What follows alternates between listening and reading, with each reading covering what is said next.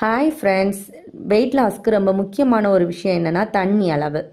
நம்ம கரெக்டான அளவு தண்ணி குடித்தாதான் நம்மளுக்கு வெயிட் லாஸ் கரெக்டாக இருக்கும். நம்ம எவ்வளோ தான் ஹெல்த்தியான ஃபுட் எடுத்து டயட்டில் இருந்தாலுமே தண்ணி அளவு கரெக்டாக குடித்தா மட்டும்தான் நம்மளுக்கு வெயிட் லாஸ் இருக்கும்.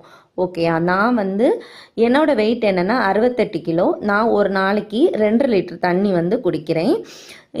ஒரு 25 கிலோவுக்கு 1 லிட்டர் தண்ணி வச்சு ஒரு நாளைக்கு நான் குடிச்சிட்டு வரேன்.